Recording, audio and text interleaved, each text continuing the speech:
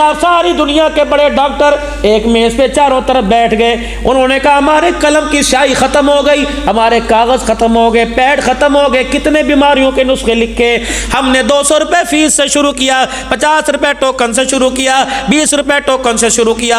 ये टोकन बढ़ता बढ़ता 5000 रुपए का आ गया।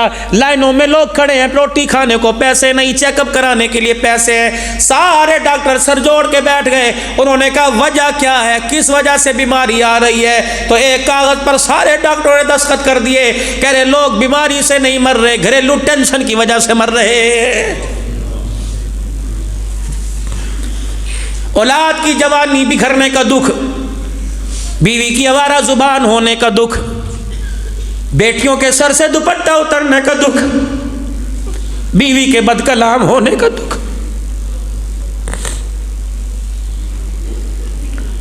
मेहनतें कर करके रात को दस्तरखान पे इस नियत से बैठा था कि पेट भर के रोटी खाऊंगा।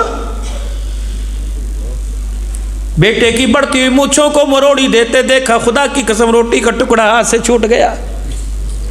बेटी को देखा, सर तो क्या गला खोल के बाप के सामने आ गई। बाप शर्मिंदा हो के आंखें नीचे कर बैठ।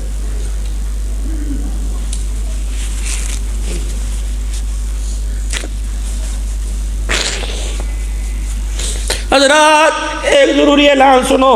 कहाँ चली गई वो माए जो रात को रजाई उठा उठा कर सर पे हाथ फेर के दुआएं दिया करती थी?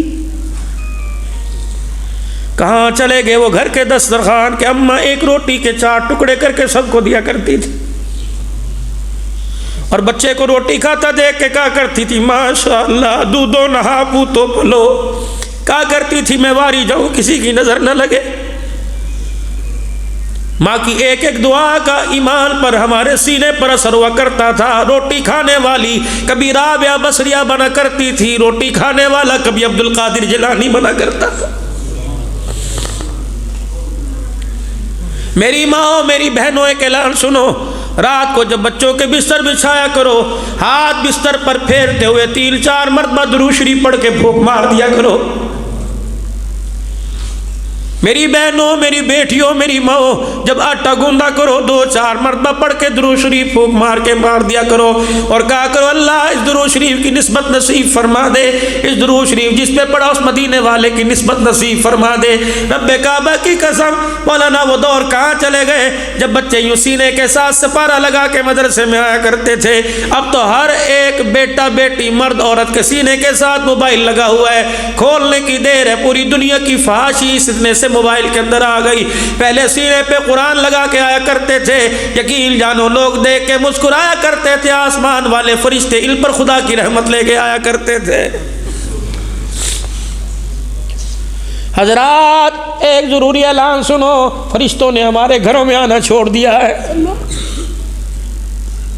हजरात एक जरूरी ऐलान सुनो, फरिश्तों को मेरे जाता अफसरदा देख के पूछा क्या बात है क्यों जा रहे हो? कहने लगे पहले बिहाड़ी के हर घर से कुरान की आवाज आया करती थी, अब तो जिस मोहल्ले में गए गाने की आवाज ने मैं ऊपर वापस भेज दिया। जी हजरात एक जरूरी ऐलान सुनो, ये मस्जिद की अलमारियों में पड़ा हुआ कुरान कह रहा है मेरी भी तो फरियाद सुना के चला जा। मैं पूरा साल हो गया, आइंदा रमजान आ रहा है, मैं इंतजार कर रहा हूं कौन आएगा मुझे खोल के देखेगा।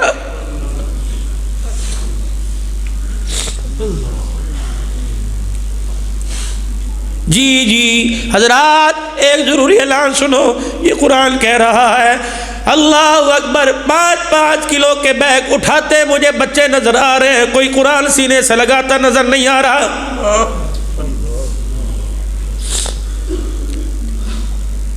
आज से 1 महीना पहले आपने 31 दिसंबर को अल्हम्दुलिल्लाह आपने तो नहीं लेकिन दुनिया वालों ने मेरे अजीजों हैप्पी न्यू ईयर मनाया। किस चीज़ का हैप्पी न्यू ईयर मनाया? इस चीज़ का हैप्पी न्यू ईयर मनाया अल्लाह अकबर कुरान पढ़ने वाले बच्चों पे खुदकश हमले हो गए।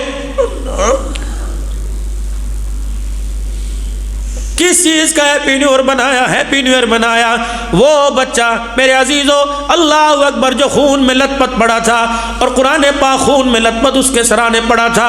मैंने मोबाइल को जूम करके देखा, मैंने देखा देखो तो सही नन्ना सा मुजाहिद शहीद हुआ और इसका खून कौन से पारे पे गिरा, तो मैंने देखा दूसरे पारे का 11वां रुकू था।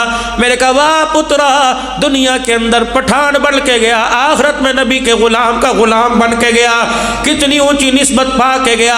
जब नबी का दामाद सानों वाला उस्मान शहीद हुआ, उसके खून का कतरा पहले पारे पे गिरा, गुलाम का गुलाम शहीद हुआ, खून का कतरा दूसरे पारे पे गिर गया।